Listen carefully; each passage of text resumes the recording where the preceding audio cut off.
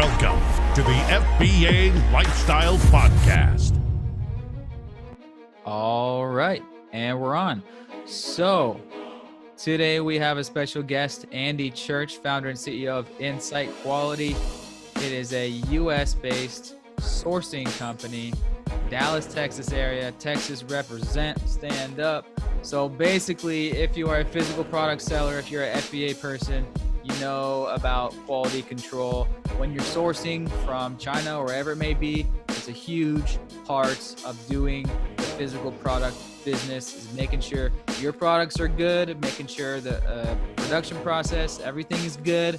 And he basically has a US company dealing with US people, US point of contact to make sure everything is good when you are sourcing physical products. So in this presentation, he's going to give us all of his tips, tricks, and advice and things you should know.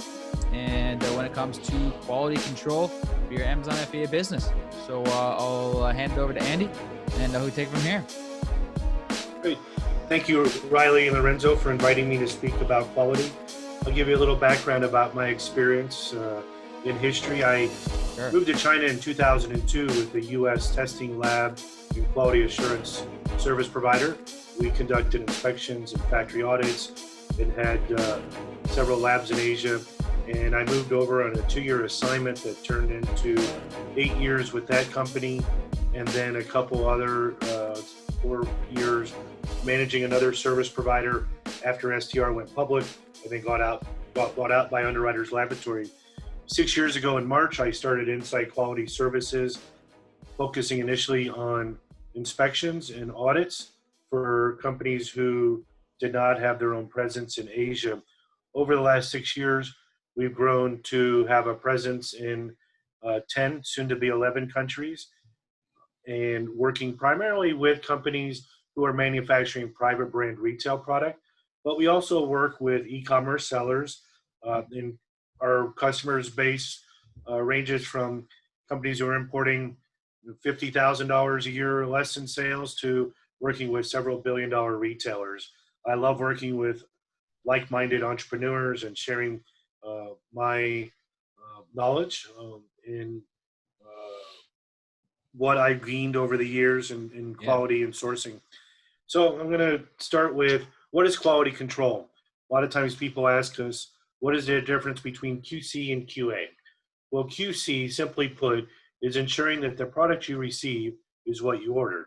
It's product-oriented, where quality assurance is systems-oriented. It's process-based.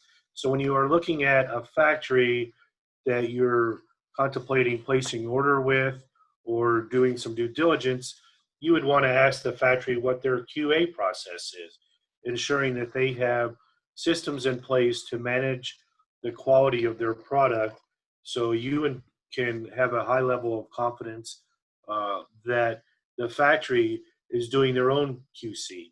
So QC and QA are interdependent of each other, but they are two different things. And we're going to focus on QC today. What is quality control and why it's important in your business? We'll start off with, what is an inspection? I like to explain that an inspection is an opportunity.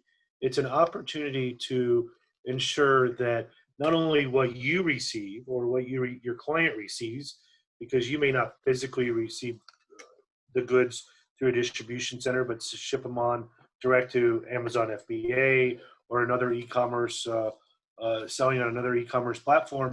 And so they may be warehoused at a facility and you never physically take possession of or inspect the goods yourself. So an inspection will ensure that the products that your factory ships meet your expectations and that you are able to maintain a good relationship with your client, your customer, by ensuring that what they receive meets the expectations that they have through your product listing and the description that you have.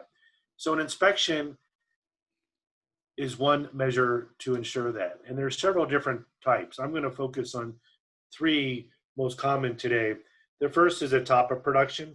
The second is a during production or inline inspection. And the third is a final random or pre-shipment inspection. For most buyers that we work with, customers that we work with, the final random or pre-shipment inspection is the most common type of inspection, and there are several reasons for that. The first is order size. A top of production or a during production inspection typically don't make much sense when now an order size that is large to you may not be large to the factory. And if the production isn't over several days or even weeks, then a top of production inspection isn't going to create much value. Traditionally, a top of production inspection takes place during the first 20% of production. Now, if you're buying goods directly from a factory's inventory or that can be produced in one day, trying to conduct a top inspection and then make a decision or work with the factory to address quality issues that were found during that inspection won't yield much benefit. So we're going to focus on the final random or pre-shipment inspection.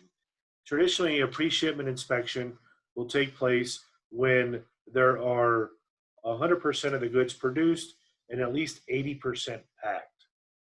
So samples are randomly pulled from the produced quantity and inspected on quality, workmanship, packaging, and labeling. And in the next few slides, I'll cover some common things that we see, and also, what the difference is between those different elements are. The first is quality issues. On this slide, you see a variety of different pictures that we've taken from inspections.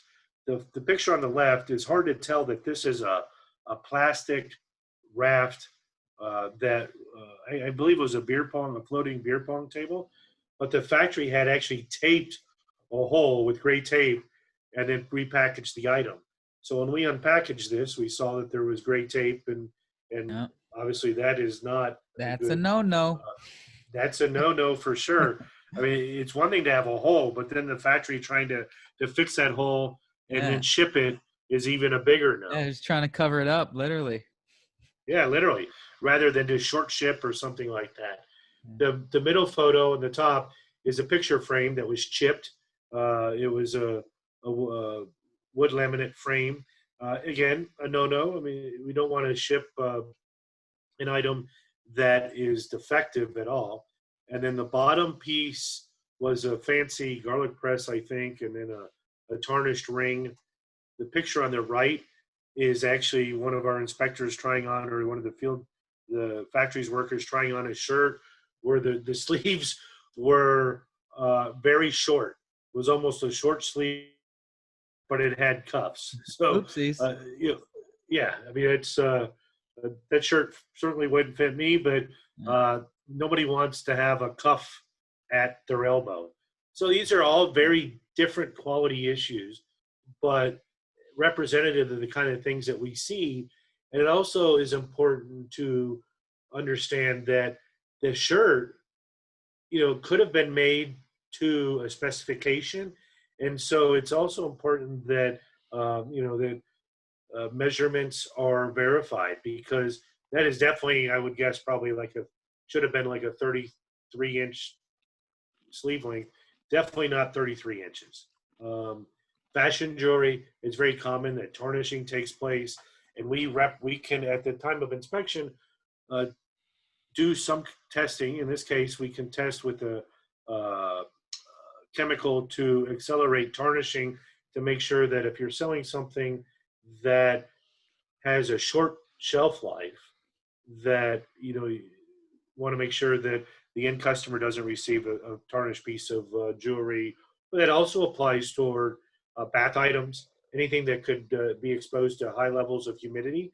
So if you're selling bath items that may be used in the kitchen or in the bathroom, it's important to understand what may be able to be done at the time of inspection to facilitate, to do some function or quality testing that may pose an issue once your customer uses it and receives it and uses it. Labeling and packaging issues are a very common problem in e-commerce sellers and FBA, if an item is not properly labeled, if it is sent in poor quality uh, corrugated cartons, then you have the potential for lots of issues, damaged product. As you can see from the top left photo, the Amazon, I mean, this is something that I found online, but you can Google Amazon corrugated or poor cartons, and this was definitely not a 200 PSI carton. And the box on the left is the box certificate that is shows the 200 PSI and just a generic label. Sometimes cartons will have a label that's stating that it's 200 PSI, and it's obviously not. Not all factories will have the equipment to do burst strength testing, but our inspectors can, put a finger through a box or use a pen, and if it easily goes through a master carton, then that is an issue, because you want to make sure that goods, when they receive at the DC, are not damaged because of poor packaging. Labeling is critical for FBA. You want to make sure that your FNSKUs, and if you have items that are multi-pack, that you have very clear labeling, and then it meets Amazon's requirements. They don't change as often now as they used to, but it is important that you, as the buyer from the factory and the seller through Amazon, are up to date and know exactly what is required. When you work with a factory, they're going to do what is told, what they're told to do, and what they're provided. So you cannot rely on a factory to confirm what the requirements are to Amazon, or if you start selling to brick and mortar, or if you're selling through another e-commerce platform, on what the labeling requirements are. You should be the expert and the person who provides exact details to the factory on what should be done. And as an inspection service provider, we rely on our clients to tell us what the requirements are, provide examples. So these are a couple issues of corrugated being poor quality, the FNSKU label, and then the bottom right one is one of our clients who sells into both brick and mortar and on Amazon, and they have a piece of their product that is adhered to the outside of the package, and about half of this recent shipment was missing the outside piece. Now, going into Amazon might not be an issue, but when this product is received by their retail customer and put on the retail store shelf, that would be a big issue. And one of the things that I always suggest is that it's best to minimize the number of SKUs, especially when it's the same item, between sales channels. So in this case, if our client were to receive the goods and then reallocate them from retail to e-commerce, especially over the last couple of months during the COVID crisis, where one channel was doing really well and one not so well, they want to make sure that they have the ability to do that. And if you have the same product that is labeled different for different sales channels, that's a little harder to do without repackaging.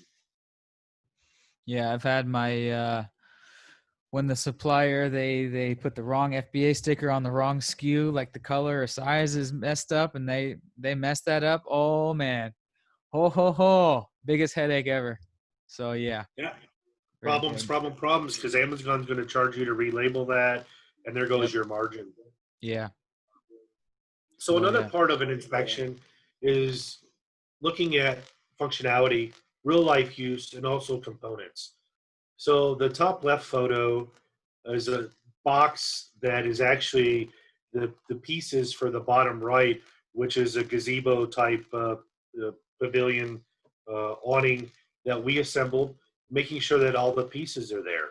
So when you first start placing an order or with a factory, you may begin with a factory who's doing ODM, that you're buying their products. And then you may migrate to OEM or contract manufacturing where you're designing and specifying what your product is and making design changes either in the size or shape or something like that. And it's imperative that before those goods are shipped, that a random sampling is done to make sure that all the pieces are there. There's nothing worse than somebody receiving uh, a good and it's missing a couple pieces and they can't assemble it. That's going to guarantee that they return it back to Amazon and cost you money. We did hoverboards aren't so common right now, but a couple years ago they were all the rage, and our inspector wouldn't do the ride test, but we would verify a factory worker doing a ride test. And in this case, the hoverboard went up an incline of a few degrees and back down. So we want to make sure that the item can be used. It's not just that all the pieces are there, but it actually works. If it says that it's going to come with a charged battery, that at the point of inspection that the battery's charged. Now we can't guarantee or inspect that the battery is going to be charged in 90 days, but when the customer receives it after it's transiting, goes over the ocean and vessel, sometimes stored in a DC. But if the item never left the factory charged, well, then you can guarantee your customer's never going to get a charged item. So we want to make sure points like that are verified. We actually do weight testing. If you're selling something that a bath stool or a desk chair that has a weight claim of 250 pounds or 300 pounds, we'll verify at the time of inspection using sandbags that we weigh at the factory to verify that the item can hold that. Now, inspection testing doesn't replace testing in a laboratory, but it is a test that can be done at the time of inspection that is fairly simple. Some tests in your item cannot be done. There are some tools, such as an XRF gun, that can be used in the field, but we no longer offer that service. The failure rate or subsequent rate is high, and it's no replacement for lab testing. So identifying what can be done at the time of inspection is important, and we work with our clients, with you, to create inspection checklists that keep all of those critical tests in one place and can be done in an inspection. Another thing simple is measurements. Here is a wood shelf that is attached to the wall, a decorative shelf, and making sure that the measurements are the same. As raw material prices increase and fluctuate, and you want to hold your factory to the same price point, they may all of a sudden start making a little bit shorter, something, the dimensions are a little bit less. So it's really important that the basics such as measurements, height, weight are also checked. One of the things that we do is weigh master cartons. We don't have the time to measure the entire sample size during an inspection, but we can certainly weigh each box. And so at the inspection, the weight of a carton is as important as measuring each component of a smaller subset of the sample size. Because if a factory is using a lower grade metal or something supposed to be stainless steel, and they start using stainless steel plating, that can make a big difference in weight. So we work with you to create a checklist that can be used during the inspection to verify workmanship, functionality, and try to simulate real life use where possible. So what is a defect? There's three major classifications of a defect. First is critical, something that can result in a hazardous injury to the user That's not good. You'd be surprised at the number of items that you wouldn't think would have a critical defect that could. Something as simple as a ceramic mug. I'm drinking coffee here at the moment, and if it has a sharp point, there's a chip out of a mug that could cause injury to the user. That could be classified as a critical defect.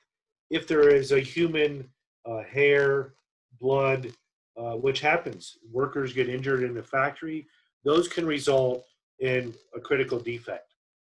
So typically a critical defect allows 0.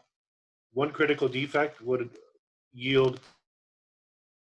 That happens, we often work with the factory to inspect more pieces, and if nothing else is found in a double sampling, then we would discuss with you on the course of action with your factory.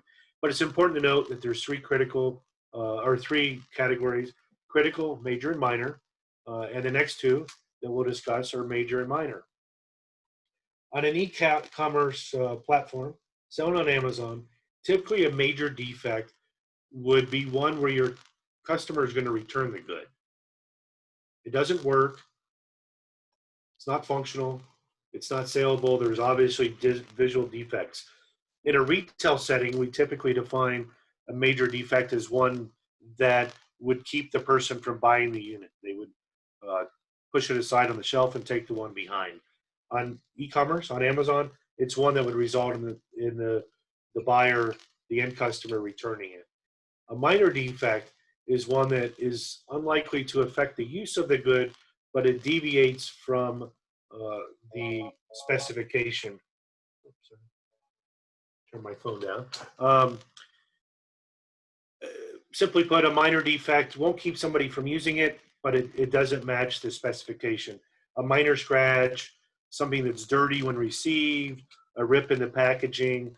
It's not going to be complete satisfaction, but it won't result in a return. A major defect would be something that's missing a component. The buyer can't assemble it. It can't be used as intended, and it's going to result in a return. The reason these are important distinctions is during an inspection, there are so many that are allowed before an inspection fails. So we'll go into further criteria of an inspection in a few minutes and why this is important. Another important element is if you are selling an item for the first time or buying it, is looking at your competitors' reviews. This is really important as you begin to place an order with the factory, that you know the issues that you've had with your competitors have had with the same item. Now, if the item is brand new, which there's not too many things that are brand new to the market anymore, but if it is, you'll have to do your own research on what potential issues are. But if you're looking at making something better than anybody else, it's really important to look at reviews. That's critical data because it can help you differentiate yourself from your competitors. And I looked up garlic press. It's something that has been sold on Amazon for a long time. There's hundreds of sellers. And one of the most common defects is that they bend very easy. So if you're going to look at designing your own garlic press, then how do you differentiate yourself from your competitors? Making something that is of a higher quality metal,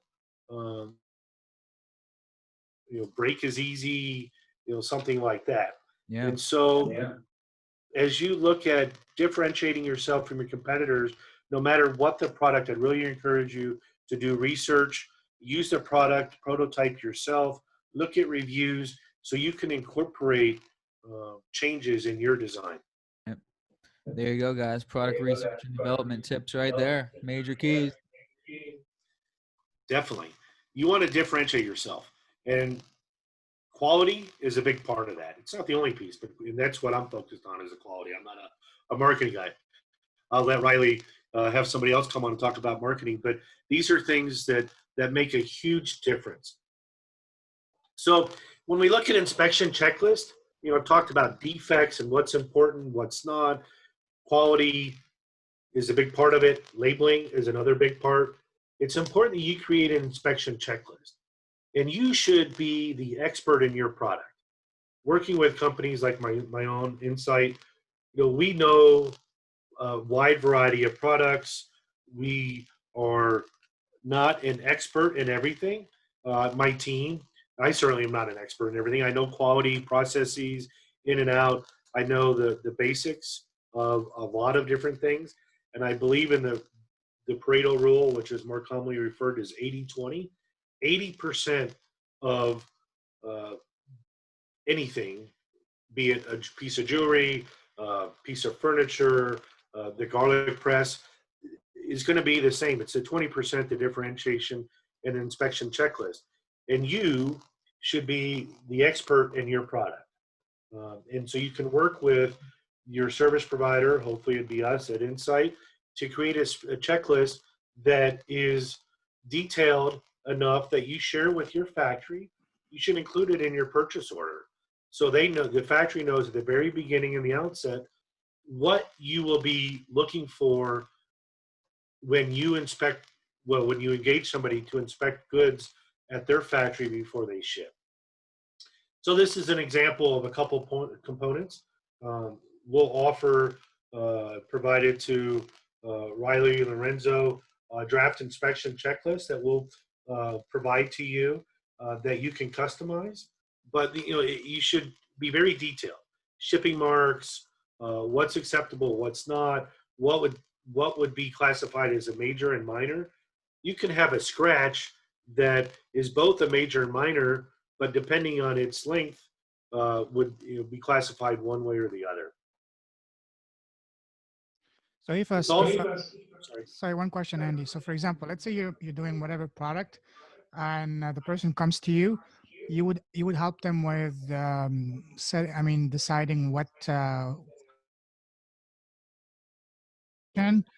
or that's something. Of course, it helps if the person actually understands the product, an expert. But if say the person just want to try a new product and they're not as familiar as they should be, are you guys able to, based on your experience, to provide them some basic foundation to help them? Hey, this is what you need to look out for your product, and so on and so forth. Yeah, absolutely. I mean, there, like I mentioned, the 80-20 rule. 80% of an inspection is the same regardless of product category. Whether we're inspecting a garlic press, a T-shirt, a ceramic mug, 80% of what we're looking at, be it visual defects, the packaging, it's the 20% that comes down that is really important. And if you, as the buyer, are making design changes, or you want something specific in your product, that it's important that you communicate that not only to your factory, but your inspection service provider, here at Insight. So we work all the time with our clients to provide the basics, but without product specifications, we can't go much beyond providing a basic template. Makes sense. Thank you. Yeah. And the other point I had on the slide here, and I didn't mention, it's really important to remove subjectivity. By having a checklist, and on the bottom left, one of the scratch dent greater than 1 inch and less than an inch, the different defect classifications, that's very important, because one of the things that we want to do, and we really encourage our clients to do, is remove the subjectivity from person to person at the time of inspection. And that's also important when you're working with your factory. Your factory says, oh, that's normal. Well, what's normal to one person is not normal to another. And so a normal scratch, certain items, you're going to have maybe some scratching or a small burr or color deviation, but you want to define what is, quote, normal. Right, so what should you include? We talked about a couple of things here in the, starting off with labeling, and packaging, and components. So you want to include as much detail as possible. When you are placing an order with your factory, it's a good idea, to start with a purchase order, and your purchase order, has the basics. You're ordering 100 or 1,000 of an item, but you want to detail out what that item is. And we also want to include that in the inspection checklist. What are the bill of materials? What's included? Especially if you have a kit. if you're selling a table setting that includes a plate, a bowl, a salad plate, a cup, a fork, a knife, just a table setting, a setting piece.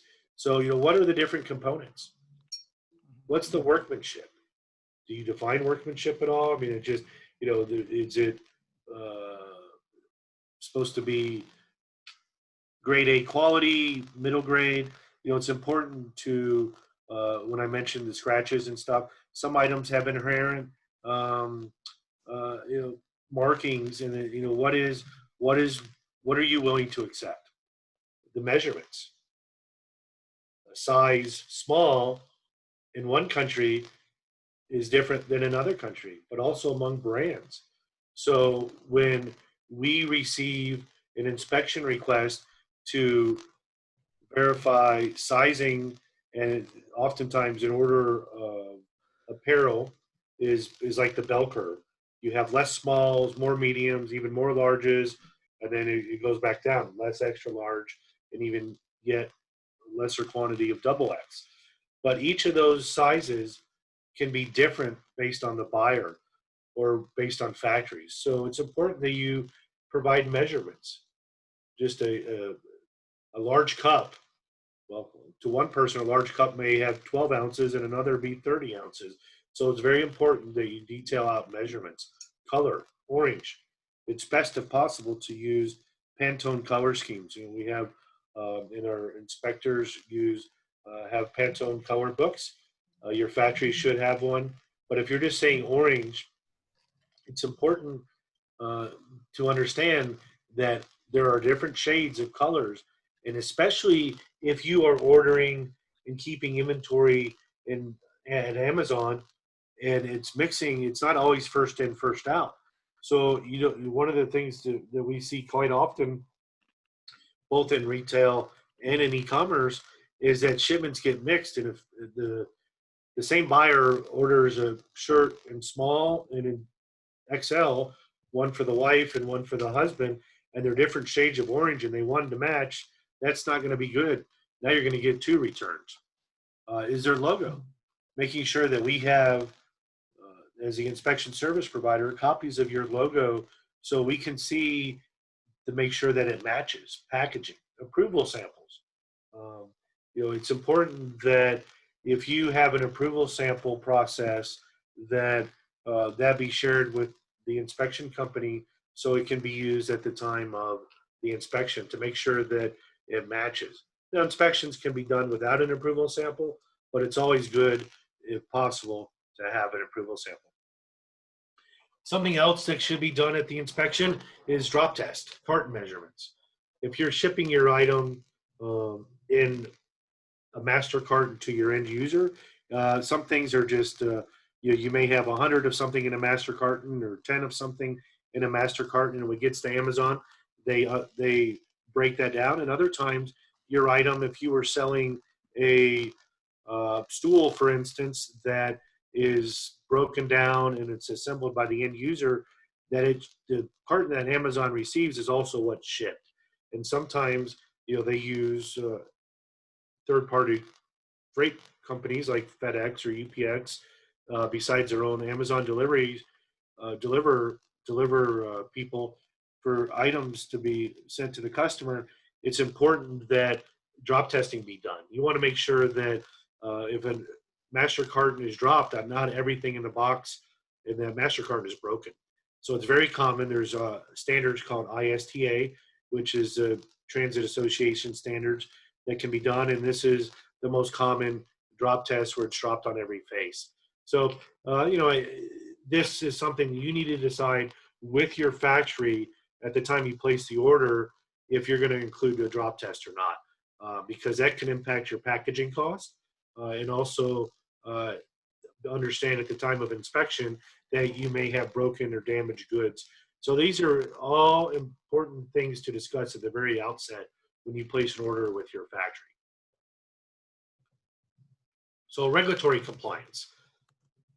This is not something that many e-commerce sellers have been too concerned about, But in the U.S. and in the European Union, there is becoming more and more regulatory oversight. In the U.S., the governmental agency is called the CPSC, the Consumer Product Safety Compliance uh, organization, that has oversight of most consumer goods. In the EU, it falls under the European Commission. But it's important that if you have an item that is heavily regulated, in a category that's heavily regulated, that you understand the compliance that may need to be, that may fall under toys, health and beauty aids, if you're selling shampoos or a lotion, something like that, that you understand that you may need to have your item tested by an independent lab, which we certainly can help with. We don't have our own lab. If you are new to e-commerce or adding a new item to your mix, that you understand the potential regulatory implications of selling something. So if you're new to inspections, you may hear the term AQL, which is a sampling methodology that allows an inspection to be conducted at a smaller sample size than the entire lot. Offers that we have, that we provided to Riley and Lorenzo to provide to you, is a ebook that breaks down, very simple, the methodology of AQL and what it means. But simply put, it's a sampling methodology, whereas a small number of your samples will be inspected rather than the entire lot. And that's why the major, minor defect classifications are really important that I mentioned earlier. So I'm not going to spend too much time explaining this, but there's an offer that will walk you through it, and I'd be happy to explain on a separate call, or we have a lot of articles on our website that explain AQL more in depth. But simply put, it's a sample size methodology that enables an inspection to be conducted on a smaller sample size of your order that yields pass or fail results that enable you to make a decision with your factory whether or not the goods are good to ship or not. And the lower the AQL number, the more strict your inspection tolerance. And these are more, also something I mentioned earlier, are very important to include in your purchase order with the factory, what your AQL levels are. But again, simply put, the lower the number, the more strict, the higher the number, the more lenient. And there'll be an offer available to you through to explain all this truly it was a white paper. When I first wrote it out, I titled AQL 101, and we've spiffed it up a little bit. It has examples, but it's very important to become fluent in the sampling methodology, and so you understand why it's not very common or feasible to conduct 100% inspection. We often get requests, specifically from e-commerce sellers, to conduct 100% inspection. Well, that's expensive for you as the buyer because it takes more time to inspect 100. I mean, if you're buying 100 of something, it's feasible. But if you're buying 1,000 or more of something, it's not so common. But there's also a cost to the factory. They have to repackage the goods. There's also the high probability that as everything is open, that something may be broken. So AQL inspections are the way to go, and happy to explain that more later. Quick question. Sorry. Sorry. So your level of AQL, can that affect the price that the factory will quote you for the product? Because if you're more strict, then obviously they will have to be more careful. Is that going to be an effect on the price? Yes, I would say that it may be. The most common AQL levels are minor. 0 is critical, is 4.0, and a major 2.5. If you go more strict than that, the factory may suggest that there is going to be a higher cost because you want quality that is more strict than normal. And I would Mhm. say at that point, then have a conversation, reach out to me. I'm happy to have a 15-minute or 30-minute conversation about AQLs and the impact on your pricing. But the norm is what is called a general level 2, which correlates to the sample size, and 0 for critical, 2.5 for major, and 4.0 for minor. And the only time you'd really want to deviate from that is if you have a high risk item, and risk can be defined as something that is electrical or something that's expensive. So if you're selling a high-end clock, meaning a clock that's more than $100 or a couple $100 piece of furniture, a decorative item, then you may want to consider lowering those AQL levels. But in most cases, 0, 2.5, and 4.0 are more than sufficient. You have some kind of, say, chart, for example, like suggesting, for example, for this type of category, you should have an AQL of this level and so on and so forth? No. Okay. We generally use, in 20 years of inspections, I would say greater than 95% of inspections follow 0, 2.5, and 4.0 for consumer Okay. products. Cool. Thank you. Right. And so inspection results, what now? When you have an inspection, you get an inspection report that has a result. And here are several different companies' inspection results that I've seen and shared with us from clients. You may have failed. Obviously, that means warrants some action on the part of you and your factory. What failed and why? Does it warrant to be reworked, or is it something that was borderline and you're willing to accept? If an inspection failed by one defect, is it worth reworking and potentially causing more issues? Many companies use either a pending or a hold rating. Here at Insight, we use hold. Up on the top left, there's one that's pending. Oftentimes, those are due to labeling or an approval sample wasn't available. And so it's important to review your inspection report when you get it to make sure that you understand the results, and is it going to require an action by the factory before the items are shipped, potentially being reworked and repacked. And also, one of the things that's often overlooked to our clients of all sizes, whether you do an inspection a year or one every day or one a month, depending on your order frequency, is incorporate the findings of your inspection into future revisions of your inspection checklist. Because if something failed and you're willing to accept it, then potentially revise the inspection checklist to remove that from future inspection. If it's scratch, for example, I mentioned scratch earlier. If you're willing to accept a scratch, then revise your inspection criteria so in the future only scratches over a certain length are counted. Right. Question So on that. Sorry, quick question on revisions. For example, is the number of revision that you're allowed, is that something that you can negotiate with the supplier, or is there a set standard number? did you say revision, Lorenzo? Revision, yeah. For example, there's a Well, defect of the when I say product. revision, an inspection checklist should be a living document, and so the revision would be future iterations. Okay. What you should be discussing with your factory is if an inspection fails, what's the course, what's the Mhm, outcome? Are mhm. they going to rework it? Meaning, do they inspect 100% of your order to remove those defects, potentially fix it, or is it something you're willing to accept and maybe negotiate a discount?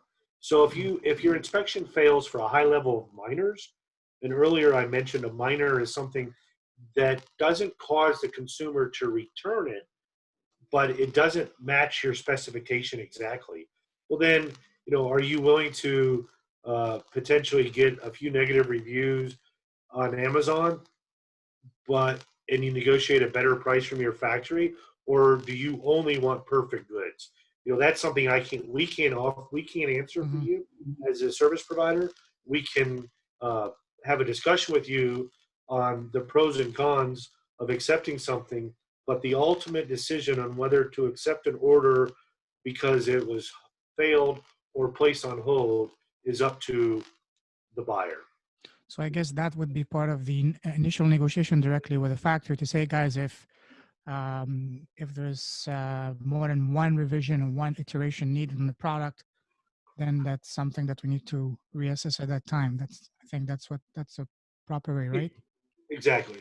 And Hmm. that's why it's important at the very beginning, in summary, is be the expert in your product if possible. Exactly. Yes. So if it's a new item and something that you are buying from an ODM factory, that may not be the case, but you should become an expert in your product before you place an order. Maybe that's buying one from your competitor and Hmm. playing with it, using it, you know, whether it's a frisbee, a boomerang, or a ceramic mug. You should know all the steps in manufacturing, if possible, in your product so you become an expert in it. Yes, that's one point that I was also very emphasizing on our groups for our students, because that's very important. Because the more you know about your product, the more, well, you will be not only taken more seriously by the supplier, by the factory, but also you will minimize the risk of the product not being what you want. So, guys, this is a very, very key point. Keep that in mind. Second, QC. It's to ensure that what your customer receives is what was ordered. Try to surpass expectations. I mean, so the distinction between QC and QA is QC is what we as an inspection company do by conducting an inspection. A QA is what your factory should have system-wise to ensure that they are manufacturing product that meets your expectations. Creating an inspection checklist before you ever place an order with the factory. That's directly tied in with becoming an expert in your product. So, it's important that you establish the expectation and criteria with your factory before you place an order. That factors into pricing, lead times, and as I mentioned, it should be a living document, revised as needed after your first order. Maybe it was too stringent. Maybe it wasn't stringent enough, but it's really important to create an inspection checklist at the very beginning of your order process. And something else, this ties, I mean, these are all related. Quality begins with the buy, Absolutely. right? And we can't inspect quality into an item. So an inspection serves to to protect you and that poor quality goods won't be shipped. But it's important to understand that quality can't be inspected into an item. If an item is of poor quality, an inspection will help ensure that it isn't shipped, but we can't inspect quality into something after it's been made. Absolutely. Yeah.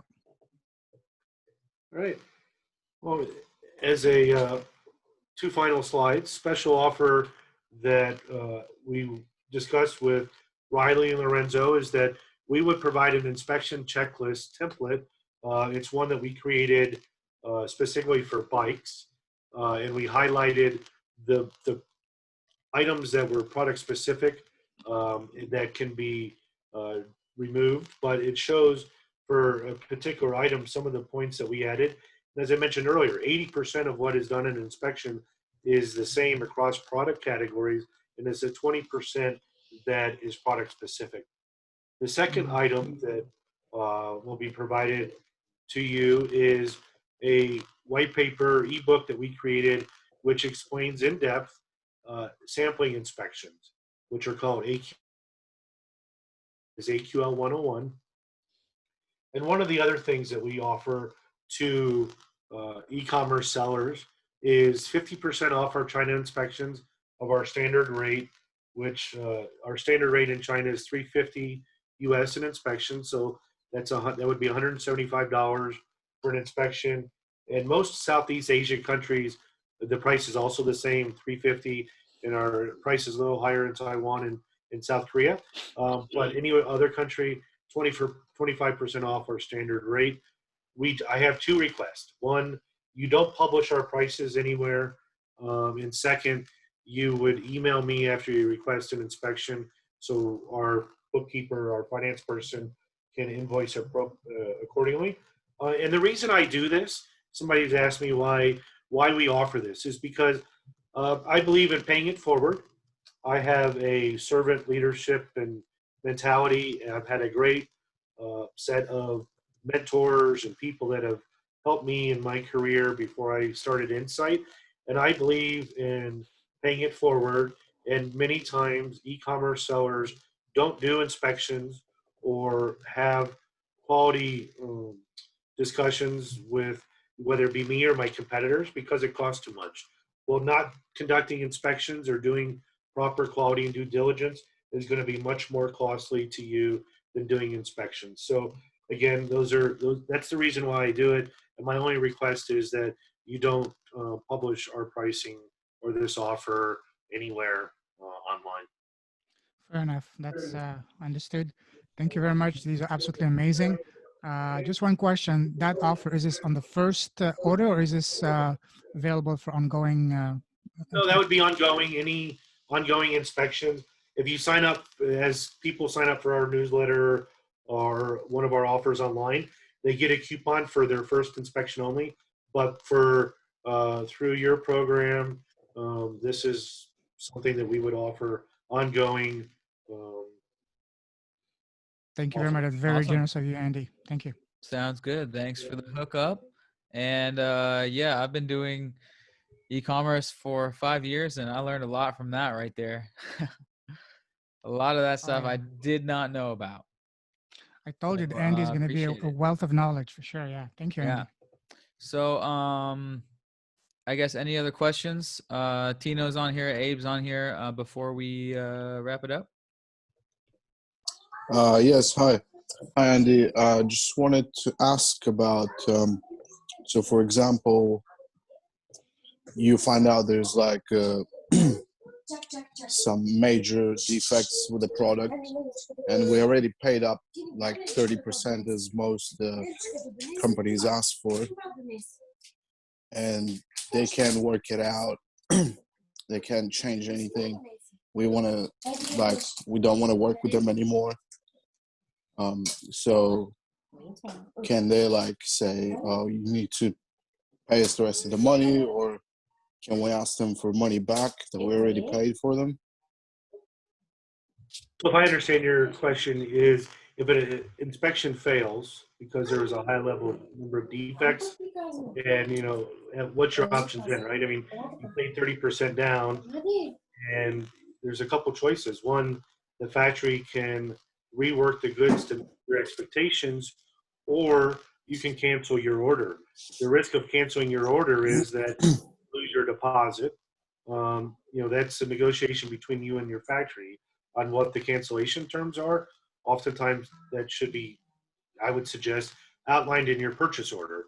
If an inspection fails because of it didn't pass your criteria, which you set up initially with the factory at the very beginning of your order, then they should return your deposit if it didn't meet your expectations.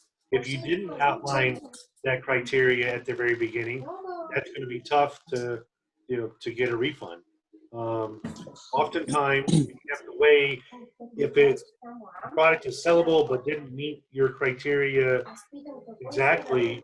Are you able to still sell that item and take the risk that maybe you'll have a higher level of returns or a poor review? So there's a lot of factors that weigh in. If you cancel your order, you lose out on the sales and the potential margins. But if you take a discount from the factory, are you able to sell that maybe at a reduced cost and still make some money? So it's not just an easy yes or no answer. Yeah. Negotiate money back. It's how do you salvage the sale? I hope that helps. Yeah, absolutely. That's a good point. Have everything outlined beforehand as you make the order. Good tip. Cool. All right. So yeah, his contact info is here. You can get in touch with Andy, insightquality.com, if you guys have any more questions and to get hooked up. So thanks, Andy. And of course, guys, if you have any friends that wants to sell on Amazon, if you want to launch your first or next Amazon product in the next 90 days, the next round of 90-day FBA challenge is opening up next week, June 15th. And then we kick off for the next round officially July 1st. So that's what we got going on our ends. And yeah, thanks again, Andy, for doing this. All right, thanks, guys. Have a great day. Stay well. Thank you very much. Thank you, Andy. Cheers. Cheers, Andy. Have a good one. Thanks for listening to the FBA Lifestyle Podcast. Don't forget to follow on all podcast platforms, YouTube, and Instagram. Ready to fast track your first or next FBA product? Ready to create a real product that leaves the competition in the dust? Then check out the 90-Day FBA Challenge, a 12-week accelerator program with weekly coaching calls where we help you go from zero idea what to sell to a product live on Amazon within 90 days. And download the free Amazon Secrets ebook, FBA Lifestyle, the Amazon Experts. Start your FBA business. Achieve the freedom lifestyle.